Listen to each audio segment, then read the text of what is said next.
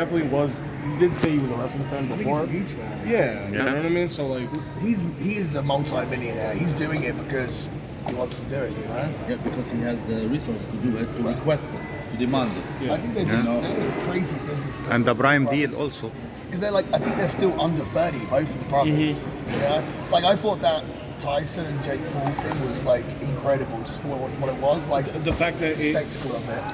Netflix crashed because there were so many viewers, and if you really kind of weirdly stop to think about it, that was probably the WWE's test. It was pro wrestling. Yeah, it was the test to see how Raw would be live. You know what I mean? Because like they needed all those viewers. You know what I mean? I think about this: if someone's flicking through Netflix and they see a clip of like Logan Paul doing a sick move for a table, they're like, "What the hell is this? I gotta watch this." Do you know what I mean? Because they're gonna know who he is right away. And I show Speed also.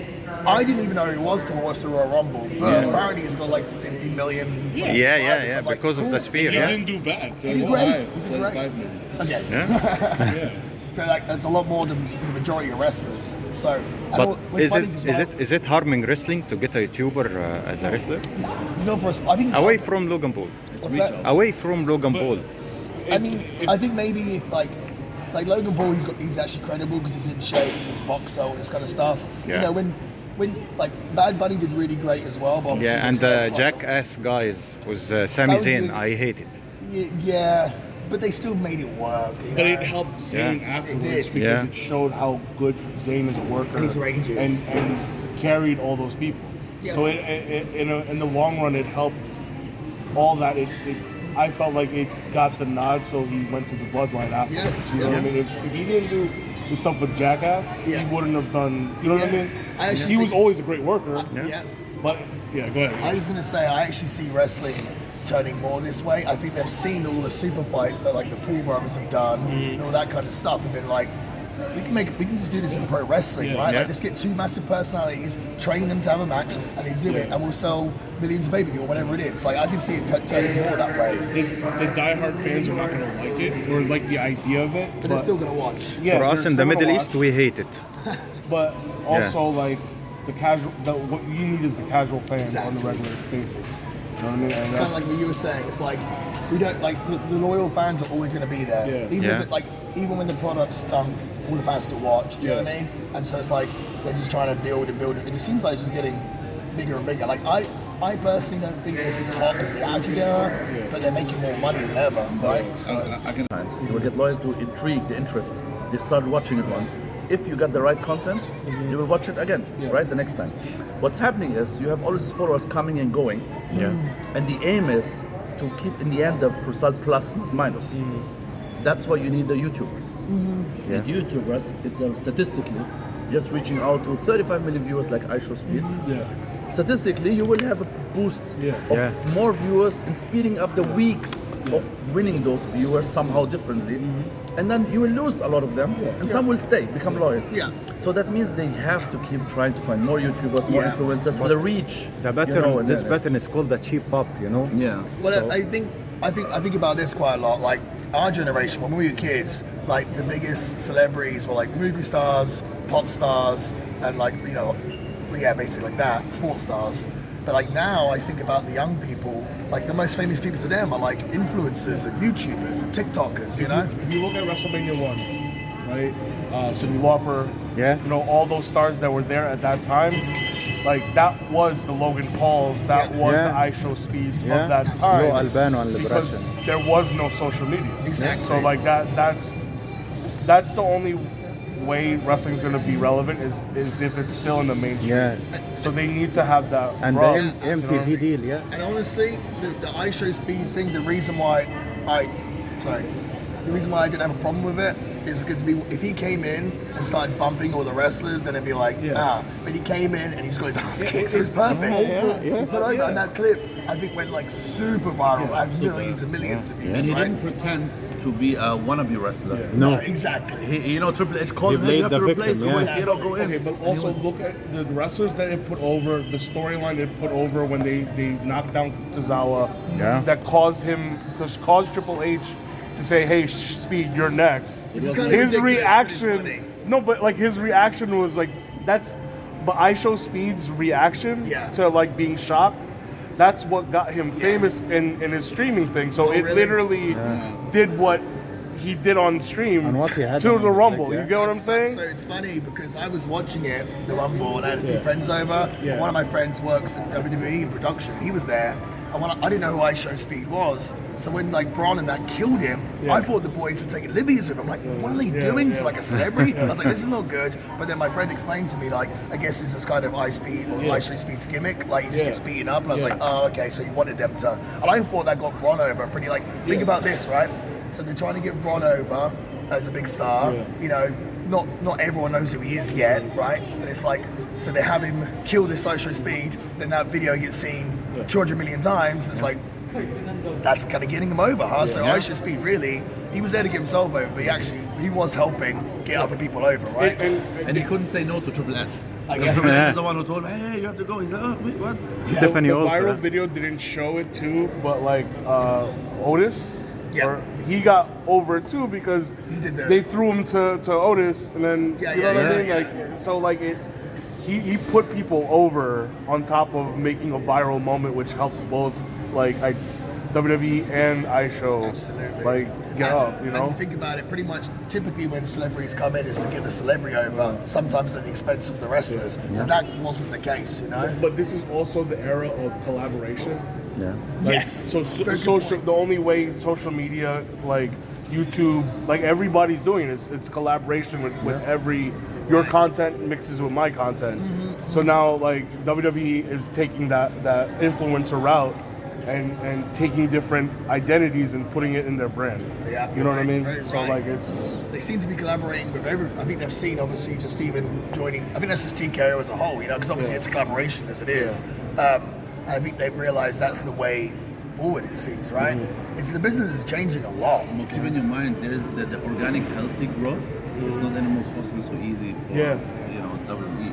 Yeah. They need to reinvent, you know, some new marketing tools. Yeah. So the marketing allocation budget is now moved from the conventional marketing way. Let's get more, you know, YouTubers, you know, influencers, whatever. But the thing is, you can't really get much more mainstream than Netflix now, right? Actually, one in wrestler will come now. WWE. But do you think that the Netflix deal is going to harm the WWE? No. I think opposite. You know, Because you know the free TV and the open TV and all of this sponsorship is going to disappear.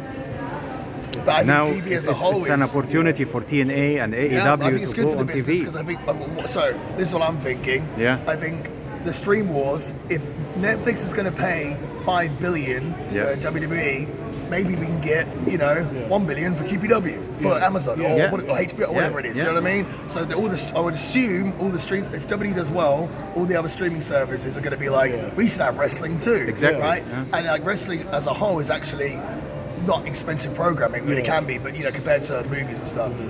And then it's actually WWE not being on TV now. I know when it's going to finish soon. Maybe it's going to open up a spot for TV as well for places like TNA or whoever, you know. Netflix here raised its prices once Really? it got the deal, but no ads until now. Dude, there's ads on Netflix drive me insane. Oh wow. They No drive me ads. insane. That's amazing. Yeah, there are a lot of things you don't see.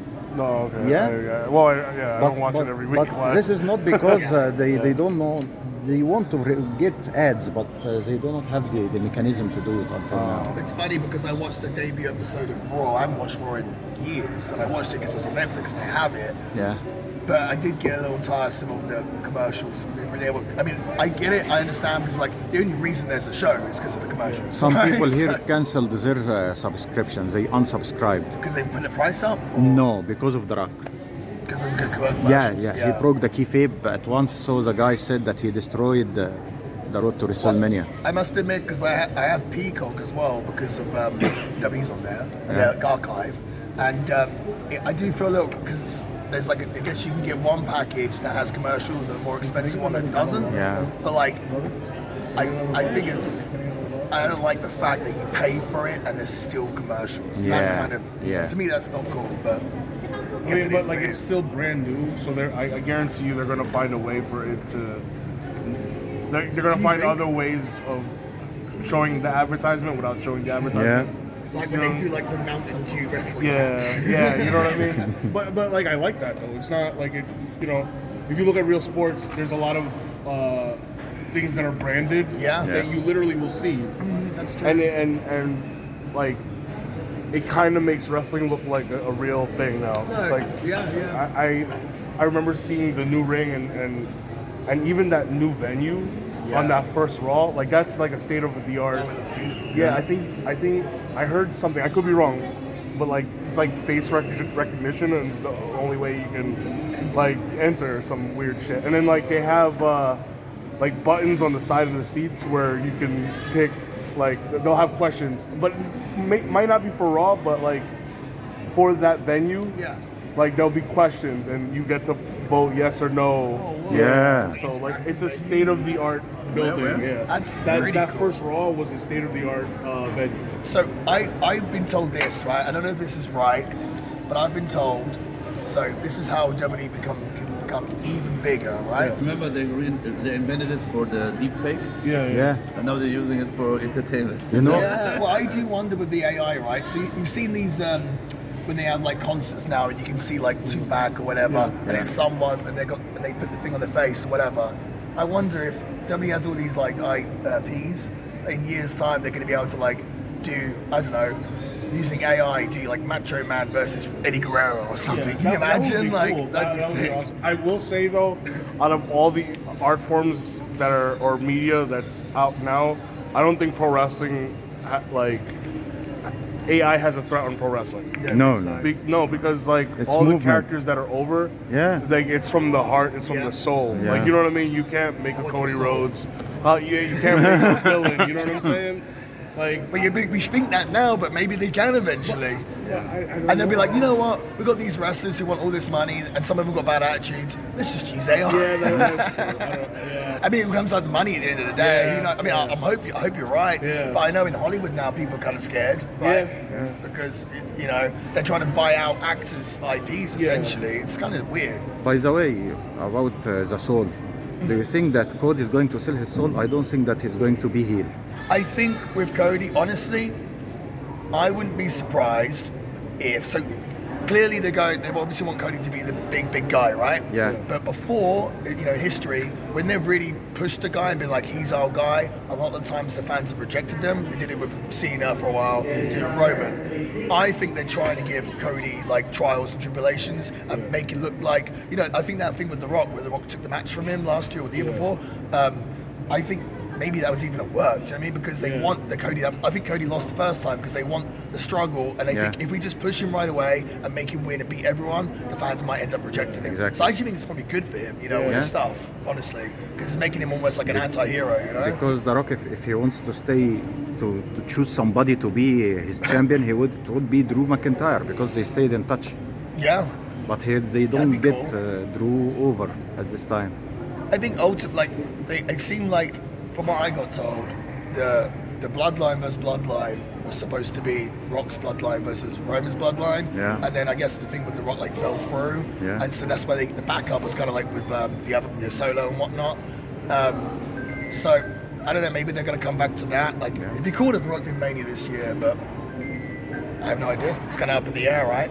Yeah. But you think about that, he's probably like one of the most famous people in the world, right? And Logan Paul is. Imagine they did that, Logan Paul versus The Rock at WrestleMania. Can you imagine? That would be the biggest match of all time, probably, right? And if they did like more interesting than Mike Tyson versus what's his name? that did 60 million Jake Paul. people. 60 million. Imagine Rock and Logan Paul going out to the real media and doing back and forths and stuff. That would be like wrestling's Tyson Paul, you know what I mean? So, and you're right, it'll probably be a lot better because you know what I mean, like Tyson's like. It was a disappointment, because Well, I wouldn't call it a disappointment. It just no, it was disappointment means. First of all, he shouldn't have accepted his deal. Yeah. Maybe he's broke. Okay, he needs money. I don't know, but he should not have. But that money though is ill regardless of if you're He broke or guaranteed not. $12 You know what I million, mean? Exactly. $9 million, 12, I think. I think he got 20 million for the match. Without taxes? Like, Tyson. I thought 12. Jake, Yeah, maybe. Jake made way more. I heard 20. So here's my theory on it, right? So the Jake Paul Tyson fight, I didn't watch it live. I watched it the next day. I saw online everyone was burying the match, right? And when I watched it, I was actually personally quite impressed because in my head I was thinking, what are people expecting, right? Yeah. Tyson was in his prime like 40 years ago. Yeah. He's a 60-year-old man. Like, I've done boxing training, right? You get blown up in 30 seconds, right? Like, it's so hard, right? So him being a 60-year-old man, Jake Paul's not a professional, he's an amateur. In my head, I was like, what were people thinking? And the fact that Tyson managed to do like 16 minutes is actually pretty unbelievable. But I think that's where I feel like something is wrong. I feel like Jake Paul didn't give his 100%. Maybe. Yeah. He didn't give his 100% because out of respect. Well, Let's put I it think respect. it's I don't want to this, say it's rigged or something. Yeah. I would say out of respect to Tyson, he didn't give 100%. If Jake Paul would have knocked out Tyson, first of all, Tyson's a 60-year-old man, probably got CTE. He has nothing to lose, It would have made Jake a massive heel. Yeah, He wanted them both to be baby faces. The people don't want to realize it, but in reality, Staged. it's not staged. It's I don't think it's staged. it's like $1 million sparring session. Yeah. That they train over, and people literally wanted to watch that. Although, like, their perception of what they wanted to watch isn't what's really gonna happen. So I, for example, I never believed that Mike Tyson will win. Okay, I didn't believe it. I should bet money because I knew Jake was going to win. But what I saw it live on Netflix. You know, it was for me more an entertainment attempt show. Yeah. Like you say, a sparring round rather than a real.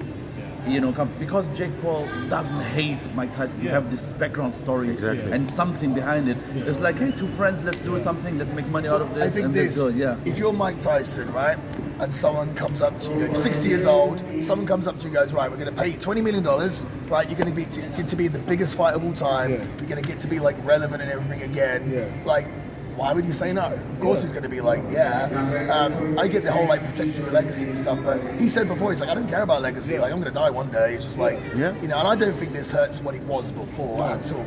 And like also, you know, there was these clips going around the fight where like, there was one time where people were like, oh look, Tyson could have knocked him out, but he didn't. And it's like, guys, you don't understand what it's like to be like 5 rounds deep into a fight. But when you're a 60-year-old man. but look, the fact that people are making that content up, those little TikToks, those IGs, that's what they want to achieve. The conspiracy theories, it proves the impact of the match. Exactly. Yeah, that's true. You get what I'm saying? Like they got millions of views. Yeah. So like the fact that to this day it happened, what, September, October? It was literally like more than like July. Yeah. More than how many months? And people are having conspiracy theories to this day. Yeah. You know what I mean? Like that's in all languages. It went virally, by the way. Are they doing Logan versus Jake? Can I read that? Well, if anything, it's already a big idea.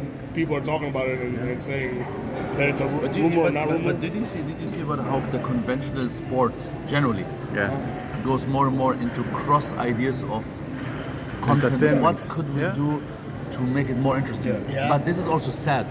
I have to say that. Well, why though? Because the conventional sport competition competitive between each other doesn't exist anymore as it is. No, it's been like it's that like for years, it's like now, hey, you know what? We need to bring out Tom Brady, let him play PS5 versus I don't know what, because we need to create something. Because the interest of the public is not anymore there as it used to be. Because we're distracted of many other things. There's so much options now. Now we create this cross-fade thing. I will say that influencer era saved boxing. Like that's true. MMA was killing it. You know what I mean? Boxing is not like in the 80s. Like I dare say the last time boxing really was a thing was like Tyson. You know what I'm saying? Mayweather, Pacquiao. But like that's niche people, like you know what I mean. That's. But I think it goes also back from Muhammad Ali times. Can you say that he gives such a huge impact worldwide that a lot of like Mike Tyson, his role model is Muhammad Ali. You know. So obviously it's like others became wrestler because of somebody. Now the next generation, who are the real huge names? Nothing. Who having role models? There's nobody. But here's the thing though, like within each generation, the technology. There's more options to pay attention to. So like back then, like if you missed the pay-per-view, or even boxing, was it like you heard it on you watched it on live television? One day, that's it. Okay, let me ask you this: MMA, UFC. Okay, it's growing, right? But I think it is started to be staged. I was about to say. No, I was cursed at my YouTube channel when I started to. I bought something like a 30-second from an interview. A famous MMA trainer said that as long as it started to be an entertainment, it is the fake. thing with sport, right? Here's the not thing with entertainment, sport. actually. No, well, the thing is with sport, though, it's just like pro wrestling. It's star driven, right? Yeah. Like I live in Florida, Miami City. Like I'm a big football, soccer fan. You know, Yeah. Miami City. A year or two ago, a few years ago, tickets you get tickets like $15. They signed Messi. Now the cheapest tickets you get like $400. It's a star-driven business, you know, just like you know what I mean. And it's almost like, and then if people have paid $400 for a ticket, like they've got to, you know, provide Messi. You know what I mean? They have to. So for example, here in this country, UFC or MMA in the past was not allowed. Yeah. Because it's aggressive. Well, yeah. It's real. Yeah. It's not family friendly. Yeah. You know. And that's why, you know, I went into the, you know, wrestling direction. But what is interesting here to see is, look, UFC for me is considered a new kind of business in the last 20 years or 15 years. Yeah. And it took a lot of audience away from Exactly. different sports. From different sports. Now, it could be now a trend. If they're not good enough to be, you know, create a star, create a name and everything, obviously they will lose. Yeah. This audience will try to find So something else. he should to get add the entertained, entertainment you know? aspect in it. Why? So when- Dana is building it like Look, WWE. Yeah, look, you're my age. Yeah. We're driven by Hulk Hogan times Yeah, and Undertaker. sure. Why? Because the way it was spread. Even if we wouldn't have Hulk Hogan in the 90s, Yeah. you know, and they create now in Hulk Hogan, it's a different impact than the one in the 90s. Yeah. In the 90s, you know, it was the impact. Yeah. It doesn't mean he was the best. He was Yeah. amazing. It Yeah. was the way At they the right promoted time. marketing him. Yeah. It brought the interest to this wrestling Exactly. whole thing. Yeah. You know, and yesterday, by the way, in QPW, they were from the Indian embassy. People came to watch. Oh, that's cool. Yeah, a good friend of mine, and he said, you know, this is my first time to watch it live. And now after I watch it live, I just figured out how really it is partially more real than I thought. Yeah. Than I was watching on TV. Because Yeah. for us, we knew it's all the time acting. But now I'm sitting here, somebody got injured, He saw the ladder match? Yeah. So Yeah. he saw these things, and it's like, okay, now he's confused. It's good. It's good. The confusion is what we need, right? Yeah, It's what we need, 100%. right? That's why I always like with my stuff, and I help coach a lot of people and stuff, and I'm always just like I know everyone knows it's a work these days. It's like, but you still gotta lay your stuff in and make it look like you're trying to kill someone. Do you know what I mean? Like, I'm not saying stiff someone, beat them up, but everything still needs to look aggressive and like boom, because people want to believe, people want to watch and get The bruises and the little red Yeah. marks help. Yeah. You know what I mean? Exactly. And the medics. Yeah. The way Yeah. I wrestle, I always think like, okay, if there's like a dad here that doesn't like wrestling, I want to do something in my match where he goes, "Buy me," like you know what I mean? And I wakes him up, you know what I mean? Like, ooh, that looked like it hurt, and it's like, that's the way I feel, you know?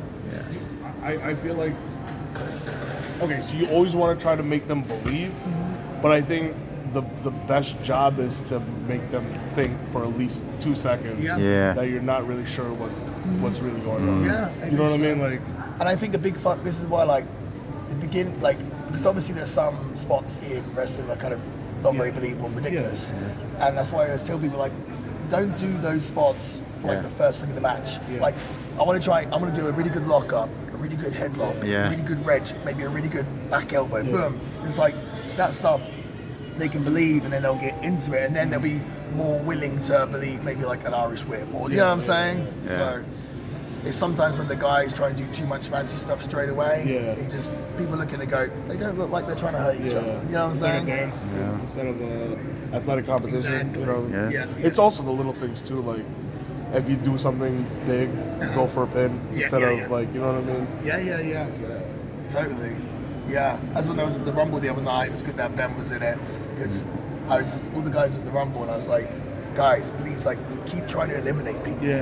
Sometimes I saw guys like choking the guys in the corner. I'm like, why? Like, the only way to win is to get people out. So just the whole match really should just be throwing people out. Kind of same thing with the ladder match. Like, guys, just keep climbing the ladder, trying to get it. You know what I mean? Because like, you gotta look like you're trying to win. You know what I'm saying?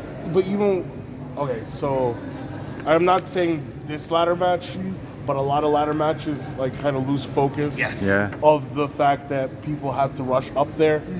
instead of like the next like spot. I mean, my character, my build is in a ladder match wrestler, so I'm not going to like shit on the people that like, you know what I mean? But like psychology wise, like it kind of goes out the window. There's a suspense that could be happening that is lost. Well, like the guy that jumped off the ladder and then he died.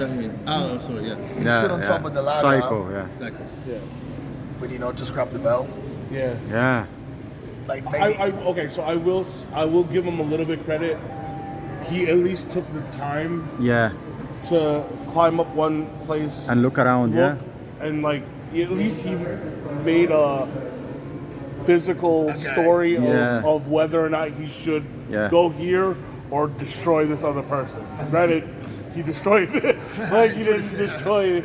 You know what I mean? What I don't like in ladder matches or battle royale or these things is when it's on TV. Okay. That you don't see everything happening. Exactly. Like you have they are beating each other here. They climb up, so you miss moments. Yeah. And when it's live, you have the choice at who you look because to look around. Look here, look here. This is actually a challenge to deliver. Oh, it's very hard to produce a ladder match. Yeah, it's very. And like a good produced ladder match is a real thing of beauty and a real communication. Like it's a sense of a real communication with the producer and the wrestlers in the show. You know what I mean? Yeah. So like, it's very hard. The thing is with ladder matches, they kind of throw out the window what we really do, because normally most matches are one-on-one. It's kind of like you communicate in the ring and you feed off the crowd and everything else. And like, I like to call a lot of stuff in the ring. These ladder matches, you can't really like these. You kind of got to like plan everything, right? So it's kind of like it's more like you're doing like a performance than a wrestling match. You know what I mean? It's a crash derby. You know what I'm saying? But like. This is what I'm saying too. Like I'm not necessarily that old school where like everything has to come out organic. Sometimes in stuff like that, like there's a thing of beauty where everything is planned and executed right. You know what I mean? And like there was aspects like so I saw it from the top. Oh, cool. And like Vikingo is an animal. It's not just the flying parts, the in-between. Everything, Like, seeing him check on the cell, on the guy that I saw him, fell on his head, and then setting up the spot. Maybe I'm giving it up too much, but whatever, but like, him setting up the ladder and moving it out of the way for the next spot to come out. Like, the Vikingos. He's more like the processor of this match. Yeah. What you check and then I was at who's Caprice. Caprice. It's them two. I felt that led everything. Yeah. Like if we're ever gonna give anybody flowers for that, like they all risked their lives and did really good. But those two, like they glued it all together, kept it together. Because those matches kind of end up being a huge cluster. You know what I mean?